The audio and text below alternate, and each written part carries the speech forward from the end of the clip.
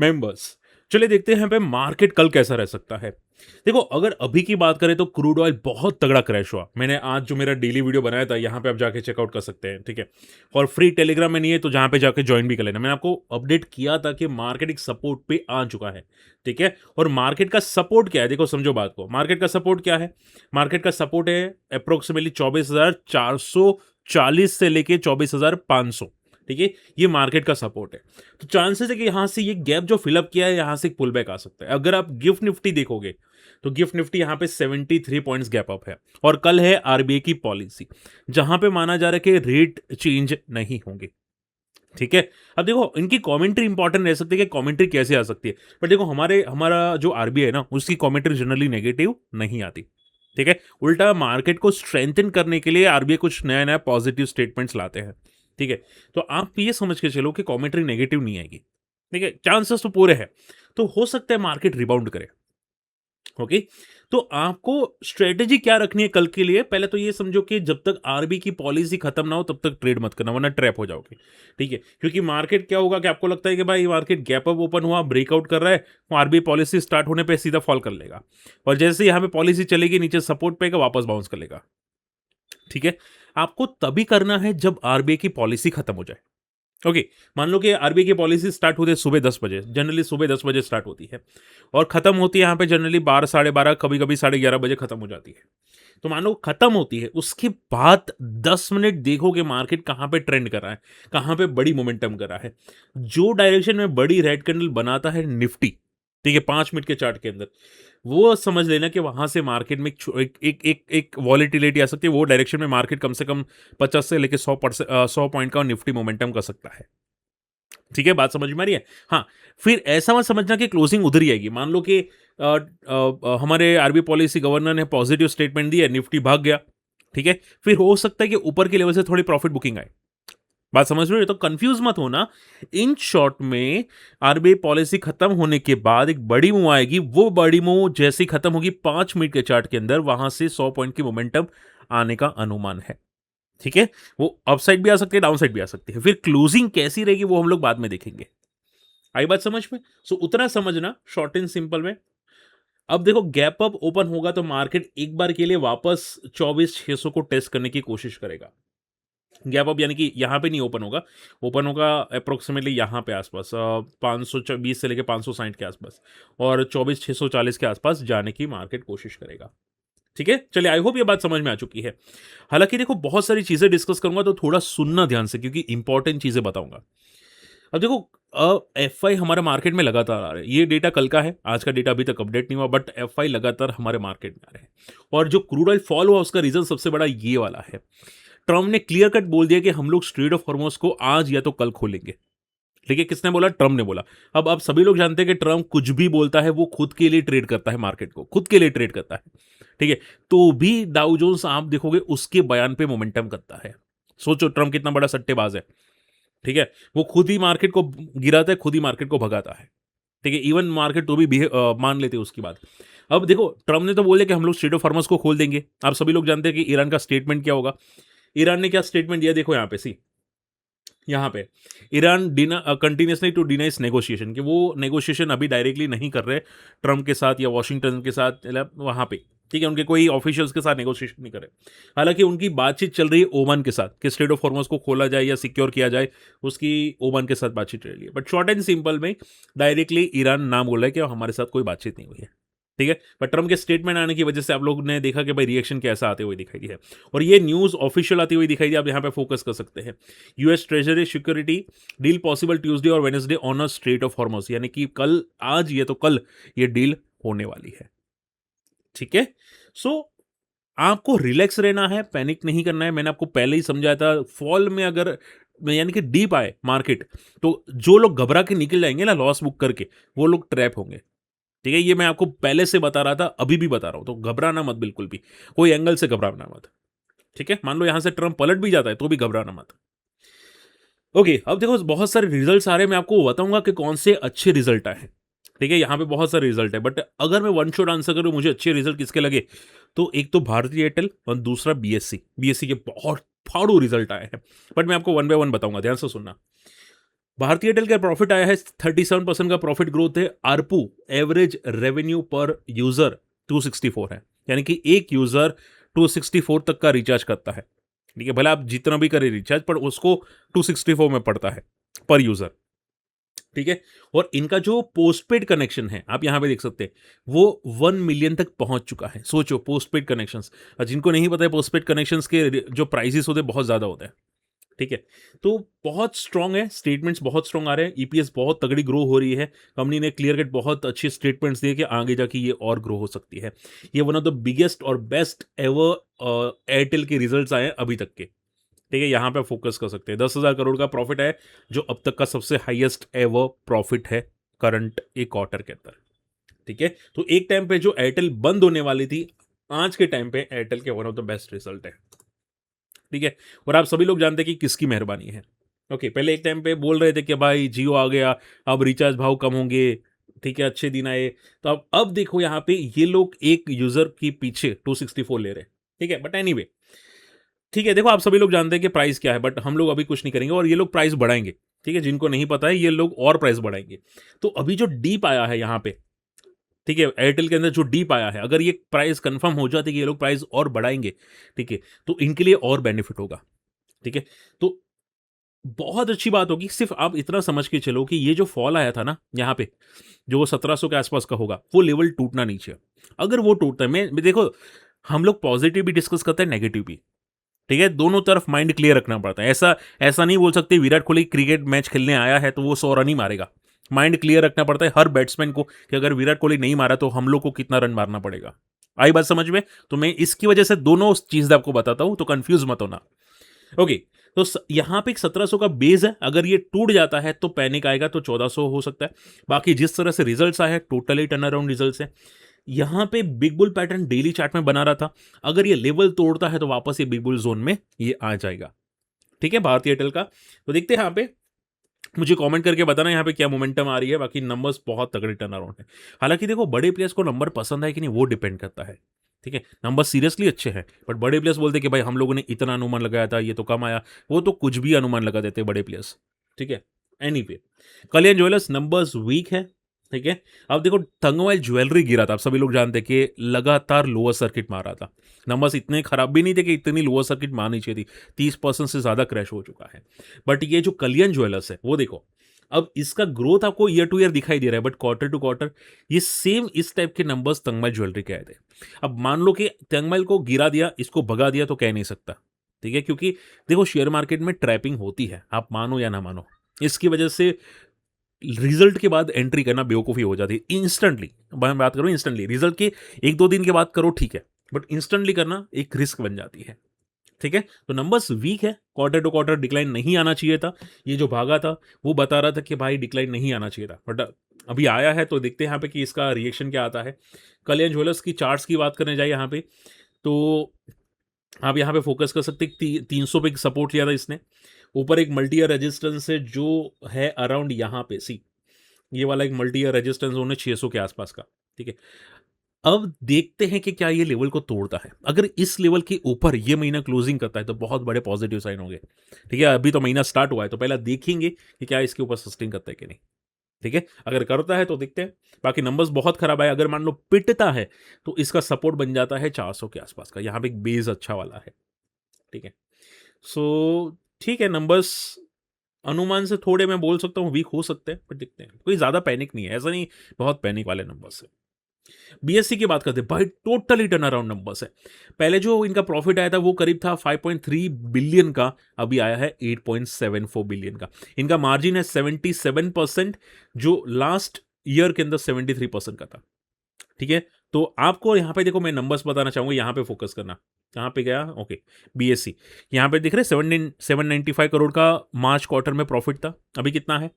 Approximately 874 crore का। कितना? 874। क्योंकि आप कंपेयर करोगे, 538 करोड़ का प्रॉफिट आया था जून क्वार्टर में, जो आप यहाँ पे पढ़ सकते हैं 538 539 बिलियन। ठीक है, आप पॉइंट में बिलियन में कंसिडर करते हैं। ठीक है, तो नंबर सीरियसली पॉजिटिव है। और रीजन पता है क्या है? देखो समझो, आप सभी लोग जानते हैं कि एसटीटी बढ़ा था, गवर्नमेंट ने बढ़ाया था चार्जेस, अननेसेसरी बढ़ाया था, ट्रेडिंग कम करने के लिए बढ़ाया था। बट हम लोग तो देखो रोड पे आंदोलन तो नहीं कर सकते, ट्रेडर्स है, घर पे काम करना पड़ता है। ठीक है, जॉब करनी पड़ती है, बिजनेस करना पड़ता है, तो हम लोग आंदोलन नहीं कर सकते, वरना करते तो शायद एसटीडी कम हो जाता। बट एनीवे ये स्टिल बढ़ने के बाद भी मार्केट में वॉल्यूम्स जो है वो बहुत अच्छे रहे हैं, वॉल्यूम्स घटे नहीं है, ये अच्छी बात है। और कंपनी ने क्लियर कट बोला है कि इनका आउटलुक जो है वो बहुत तगड़ा पॉजिटिव है। ठीक है, तो शॉर्ट एंड सिंपल में वॉल्यूम्स इतने ही है। अब देखो अगर वॉल्यूम्स इतने ही रहते हैं तो पता नहीं वापस से भी कुछ आ जाए, बोल दे कि भाई वॉल्यूम्स कम नहीं हुए, हम लोग वापस कुछ नया प्लान करने वाले हैं। ठीक है, वो बंदा शांति से बैठेगा नहीं सी भी। ठीक है, अगर वॉल्यूम्स नहीं कम हो रहे, वो बंदा अंदर खुजली लेके बैठा है और वो कुछ ना कुछ उंगली करेगा सिस्टम में। और देखो लोग को सिस्टम में उंगली करने में मजा आती है, मैं सिंपल बोलता हूँ। ठीक है, क्योंकि अगर नहीं होता ना तो सेबी एक चीज सॉल्व करके रख देती कि भाई अब ज्यादा सिस्टम को चेंज नहीं करना है, बट वो लगातार चेंज करते जा रही है, लगातार चेंज करती जा रही है। ठीक है, सो देखते हैं यहाँ पे चार्ट्स में, आपको बता देता हूँ, चार्ट्स समझा देता हूँ। नंबर्स बहुत तगड़े टर्न अराउंड है। ऊपर रेजिस्टेंस यहाँ पे बन रहा है 4250 का। अगर ये ब्रेक करता है तो एक ब्लू स्काई जोन में चला जाएगा वापस। अगर मान लो नहीं करता ब्रेक और कोई रीजन की वजह से स्टॉक क्रैश होता है, तो इसका एक सपोर्ट बनता है 3200 से लेके 3000 का। ये बहुत तगड़ा सपोर्ट है। हाँ, एक याद रखना कि ऑलरेडी बहुत ज़्यादा भागा हुआ है, तो ये कंफर्म नहीं बोल सकते कि यहाँ पे बेस बना देगा। हो सकता है यहाँ पे सपोर्ट में मान लो गिरे कोई रीजन की वजह से, तो बाउंस बैक हो सकता है, चांसेस पूरे हैं। बट वो बाउंस बैक सस्टेन नहीं हुआ तो सीधा आएगा 2000 के आसपास। ठीक है, मेरा रीजन कहने का मकसद यही है क्योंकि ऑलरेडी बहुत ज्यादा स्ट्रेच है स्टॉक। सो देखते हैं यहाँ पे कि रिएक्शन कल कैसा आता है। ठीक है, चलिए भारतीय एक्साकॉम, मैप माई इंडिया। देखो भारतीय एक्साकॉम के नंबर सीरियसली पॉजिटिव है। 14% का ईयर टू ईयर बेसिस पे ग्रोथ है, जो लिटिल बिट पॉजिटिव साइड पे हम लोग बोल सकते हैं।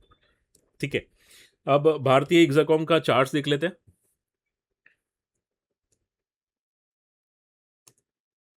देखो भारतीय एक्साकॉम, हालांकि इसने कोई ज्यादा अच्छा परफॉर्मेंस दिया नहीं है। देखो यहाँ पे एक टाइम पे भागा था स्टॉक अच्छा वाला, उसके बाद ये क्रैश फॉल हुआ है। अब भारतीय एक्साकॉम के नंबर्स थोड़े से पॉजिटिव है, बट ये बात याद रखना क्योंकि ये जो पैटर्न बना रहा ना, ये डरावने वाली पैटर्न है। ये पैटर्न का मकसद यही है कि अगर ये बाई चांस 1400 से 1200 का लेवल ब्रेक करता है, इजीली हमको 800 का लेवल टेस्ट होता हुआ दिखाई देगा, बहुत इजीली। ठीक है, तो पहले रिजल्ट्स लिटिल बिट पॉजिटिव है, इतने अच्छे भी नहीं है, लिटिल बिट पॉजिटिव है। तो पहले देखना कि क्या मोमेंटम कौन सी डायरेक्शन में आ गई है, और जब तक ये लाइफ हाई को ब्रेक ना करे ना, तब तक कहना बहुत मुश्किल हो जाता है कि क्या सस्टेन करेगा। ठीक है, सो थोड़ा कॉशियस रहना मार्केट के अंदर।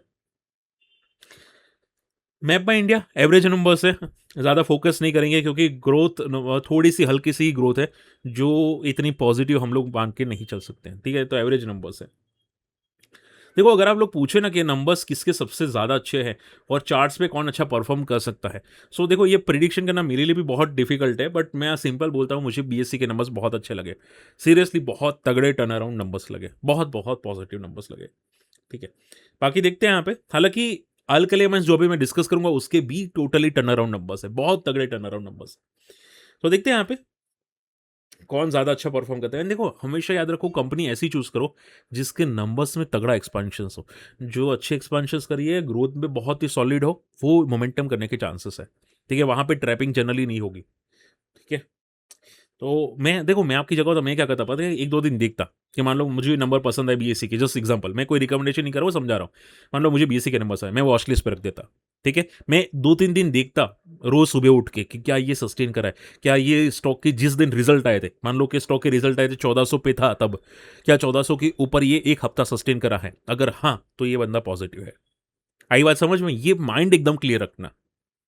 ठीक है, ये मेरा लॉजिक होता है और मेरा लॉजिक जनरली गलत नहीं होता।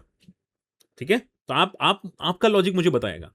एक सर ने कंटिन्यूअसली कमेंट किया था कि सर आइडिया फोर्ज कैसा है, एफआईडीएस टिक बढ़ा ले लगातार, इसके रिजल्ट 10 तारीख को है, क्या ये अच्छा है 3 साल के लिए? देखो मैं ऐसी टिप्पणी नहीं कर सकता कि ये 3 साल के लिए अच्छा है कि नहीं है। ठीक है, कहना मेरे लिए भी अभी डिफिकल्ट होगा, बट मैं आपको कंपनी के बता देता हूँ फंडामेंटल कैसे है। देखो ये जो सेक्टर है ना एरोस्पेस डिफेंस के अंदर, मैंने कुछ सुना था कि कंपनी तगड़ा एक्सपेंशन कर रही है, ग्रोथ तगड़ी है, ऐसा कुछ सुनने में आ रहा था। बट मुझे एक चीज पसंद नहीं है, वो है डिफेंस। ठीक है, देखो डिफेंस खराब नहीं है, बट क्या है कि ऑर्डर पे डिपेंड करता है। आज ऑर्डर है कल नहीं है, फिर क्या करेगा? ठीक है, फिर सिंपल बात, क्या करेगा? कंपनी ऐसी होनी चाहिए जिसमें ऑर्डर का झंझट ही ना हो। जैसे कि मान लो वायर्स एंड केबल्स, भाई पता है कि भाई ज्यादातर वायर्स एंड केबल्स की है या पॉलीकेब की होने वाला है। ठीक है, क्या झंझट है क्या? इंडिया ग्रो करेगा तो वायर्स एंड केबल्स बढ़ेगा, उसी टाइप के होना चाहिए कंपनी। ठीक है? तो नंबर्स अच्छे हैं, बहुत अच्छा ग्रो कर रहा है, बट आप जो बोल रहे हैं कि भाई 3 साल, वो मेरे लिए कहना बहुत मुश्किल हो जाता है। ठीक है? प्लस आप देखोगे प्रमोटर स्टेक लगातार डिक्लाइन कर रहे हैं यहाँ पे। देखो पहले 29% था, फिर 28%, फिर 25%। आपको एफआईडीआई दिख रहे हैं, आपको ये नहीं दिख रहा प्रमोटर का स्टेक 25% तक आ चुका है। ठीक है? सो बहुत केयरफुल रहना पड़ेगा। प्रमोटर वैसे पागल तो है नहीं कि वो स्टेक लगातार डिक्लाइन कर रहे हैं। मान लो आपके पास 5,000 करोड़ की कंपनी होती, तो आप स्टेक बेच-बेच के कितना बेचते? ठीक है ना? एक टाइम पे होता है कि आपको कंपनी चलानी है, तो आप अपने बच्चों के लिए स्टेक रखते हैं ना? तो पॉइंट यही बन जाते हैं भाइयों, समझो बात को। ये जो मोमेंटम आ रही है, चलो मान लो कि भाई मोमेंटम एक कंपनी के रिजल्ट्स अच्छे हो सकते हैं, इसकी वजह से आ रही है। अभी रिजल्ट नज़दीक है, आप बोल रहे हैं ना रिजल्ट है, तो केयरफुल रहना पड़ेगा, थोड़ा कॉशियस रहना पड़ेगा। 3 साल ऐसा नहीं देखा जा सकता। और जो लोग आपको इंस्टाग्राम में वीडियो बना के बोलते हैं कि भाई एफआईडीआई ने स्टेक इंक्रीज़ किया, उसका देखो वो लोग को सिर्फ़ वीडियो बनाना है, इंस्टाग्राम पे व्यूज़ बटोरना है। ठीक है? मेरा काम है आपको समझाना, सॉल्यूशन देना, फिर लेना नहीं लेना वो आप पे डिपेंड करता है। Okay, anyway ask auto, I think Sam sir ने पूछा था 3 दिन से क्वेरी नहीं ली, तो इनकी एक बार क्वेरी ले लेते हैं। हालाँकि सैम सर, मैंने एएसके ऑटोमोटिव का मैंने चार्ट देखा था, चार्ट बहुत पॉजिटिव है। यहाँ पे बहुत अच्छी पैटर्न बना रहा था, बट आई थिंक आज रिज़ल्ट है इसके, ठीक है? अब रिज़ल्ट कैसे है मुझे पता नहीं, और यहाँ पे भी कोई अपडेट आया नहीं है रिज़ल्ट का, तो कहना मुश्किल हो जाता है, बट चार्ट्स काफ़ी पॉजिटिव है। सेक्टर ऑटो पार्ट्स है, और मैंने आपको पहले ही बताया था कि ऑटो कंपनीज़ में काफ़ी पॉजिटिविटी आ रही है। नंबर्स अच्छे आ रहे हैं, हम लोगों ने देखा था मारुति के या हुंडई के, या मतलब आई मीन टू से कि उनके ऑर्डर्स अच्छे आ रहे हैं, सेल्स अच्छी हो रही है। तो इसकी वजह से अच्छा है, बट इसके रिजल्ट्स देखो, इसके बाद हम लोग डिस्कस करेंगे। अल्काइल एमाइन्स के टोटली टर्न अराउंड रिजल्ट है। अगर जिनको नहीं अल्काइल एमाइन के रिजल्ट देखे, यहाँ पे देखो, प्रॉफिट सीधा डबल हो चुका है 95 करोड़ का, टोटली टर्न अराउंड नंबर्स। और ये मैंने डिस्कस किया था बिग बुल के अंदर, जिनको पता है। ठीक है? ये हो गया बालाजी एमाइन्स, हो गया अल्काइल एमाइन्स, हो गया, बिग बुल के अंदर डिस्कस किया था। बट देखो इसमें, जैसे कि मैंने बोला, पहले इसकी मोमेंटम देखना। ठीक है? मोमेंटम चांसेस तो है पॉजिटिव आनी चाहिए, बट फ्यूचर ग्रोथ कैसा है उस पर डिपेंड करेगा। ओके, सी यहाँ पे देखो, 1200 से ऑलरेडी 2000 तक जा चुका है। ठीक है? इसमें ऊपर से बहुत तगड़ा फॉल आया था। देखो ये फॉल दिखाई दे रहा है, सीडीओ जैसा फॉल, ये सीडीओ जैसा फॉल है। स्टॉक भागता है तो ऐसे ही भागता है, फॉल करता है ऐसे ही फॉल करता है। अब इसका इंपॉर्टेंट रेजिस्टेंस है 2400 का। क्या ये ब्रेक करेगा? ये रिजल्ट आने के बाद अगर ये ब्रेक करता है, तो बहुत बड़े पॉजिटिव सिग्नल्स होंगे। ठीक है? तो पहले देखो कि क्या चार्ट कर रहा है, बिगुल पैटर्न बना रहा है रिजल्ट के बाद, उसके बाद आपको क्लियर आइडिया मिलेगी। ठीक है? और रही बात इंडस टावर की, मुझे किसी ने इंडस टावर के बारे में पूछा था। अल्केलेमस में डिस्कस कर चुका हूँ। ठीक है? इंडस टावर पूछा था। अच्छा, सेम कैपिटल किसी ने लगातार मुझे पूछा था। मैं इंडस टावर बता देता हूँ। देखो इंडस टावर के रिजल्ट अच्छे नहीं आ रहे। ठीक है? ग्रोथ नहीं है इंडस टावर के अंदर। सो होता क्या है कि ग्रोथ नहीं हो ना, तो स्टॉक पड़ा रहता है। तो चार्ट्स में स्टॉक में एक रेजिस्टेंस है 480 का। इसमें बहुत अच्छा सपोर्ट है 400 का। अगर ये ब्रेक किया ना, तो प्रॉब्लम आएगी और आएगा सीधा 340 पे। सो बी केयरफुल। ठीक है? इंडस टावर के रिजल्ट आई थिंक आ चुके हैं, नंबर्स एवरेज है। अगर ये सस्टेन नहीं करता तो पैनिक आएगा। ठीक है? और रही बात सैम कैपिटल, समन कैपिटल की, तो देखो Samman capital company pure takeover हो चुकी थी, नई नई प्रमोटर्स आ चुके हैं। समन कैपिटल में मैं बहुत लगातार फोकस कर रहा हूँ, रडार पे रख रहा हूँ। इसमें जब तक 200 का लेवल टूटे नहीं, तब तक कुछ नहीं हो सकता। ठीक है? कंपनी टर्न अराउंड हो रही है, बड़े प्लेस पता है क्या कर रहे हैं, इसके रिजल्ट्स को रडार पे रख रहे हैं। अगर रिजल्ट्स में टर्न अराउंड आए तो ये तोड़ेगा। ठीक है? तो पहले देखो कि क्या ये रिजल्ट्स को तोड़ रहा है, कि अच्छे रिजल्ट्स आ रहे हैं कि नहीं, लेवल को तोड़ रहा है कि नहीं। ठीक है? चलिए, होप आज का वीडियो पसंद आया। एटलीस्ट लाइक कर देना, वीडियो शेयर कर देना। फ्री टेलीग्राम में नहीं है, जाके ज्वाइन कर लेना। और अगर कम्युनिटी में आना चाहते तो हमारे लिंक से अकाउंट ओपन कर लेना। ठीक है? मिलते अगले वीडियो में। बाय।